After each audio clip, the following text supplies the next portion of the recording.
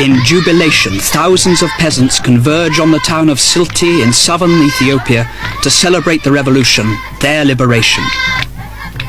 Many of them have travelled more than 30 miles by foot or on horse. It's the first time in their lives that such a gathering has taken place. After 3,000 years of feudal oppression, this day is an assertion of their rights, a statement of their belief in the revolution.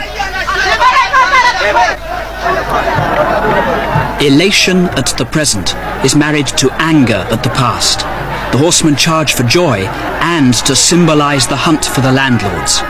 Ethiopia now belongs to the peasants. The landlords have lost their land. But the revolution spills blood. Peasants and landlords have fought pitched battles, the spears of the revolution against the guns of reaction. On both sides, many have died. Yet, in the 6 months since land reform was declared, 2/3 of the population, more than 15 million people, have been enrolled in peasant associations which now control most of rural Ethiopia. No revolution in the history of the world has moved so fast.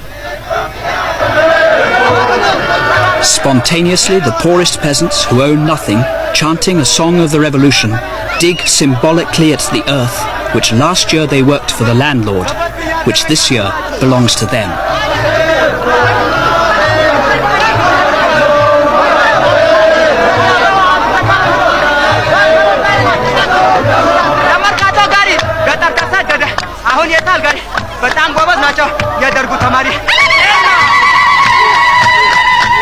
Women, who were slaves not only of the landlord, but of their husbands, who were forbidden to appear in public, celebrate their liberation too.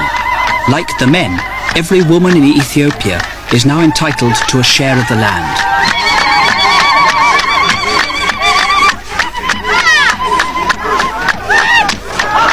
In the past, peasants grew maize for the landlord to sell. The landlord grew rich, the peasants hungry. Now the maize is theirs.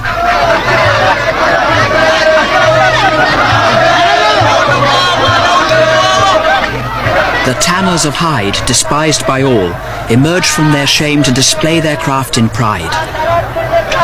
The delicate skills of the women were despised too. They worked in their huts unseen, married at the age of 10 and rejected, divorced on a whim by the age of 20. They now assert their right to dignity and respect. The red star of revolution has reached the countryside. For some, it proclaims a socialist future. For most, simply, landlords beware. Banners name scores of villages, like Hagadole, Dili and Warobi, from which the peasants come, forgotten places that appear on no maps.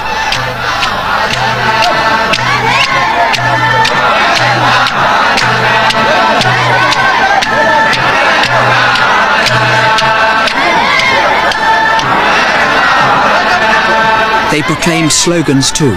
Land to the tiller, down with the landlord. There are no serfs now. We must struggle for freedom.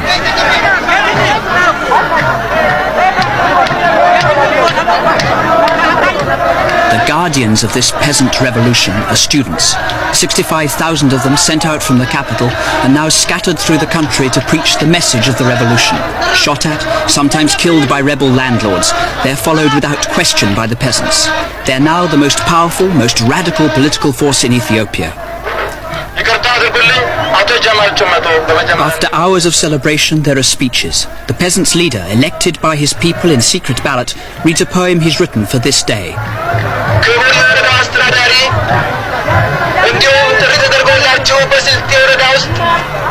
It's a plea for the future.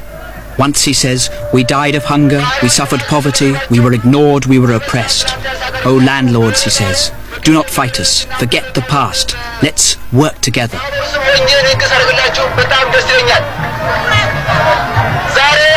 Then he warns, let those who will not join us be put to the sword. Those who wish Ethiopia ill, let them be destroyed. Ethiopia's rush towards socialism is haphazard. The peasants and the students make their own laws. Their revolution is so radical that sometimes they find themselves fighting the police and the bureaucracy who hold up their progress. Critics who don't like what's happening claim that the revolution is loosing anarchy upon the land.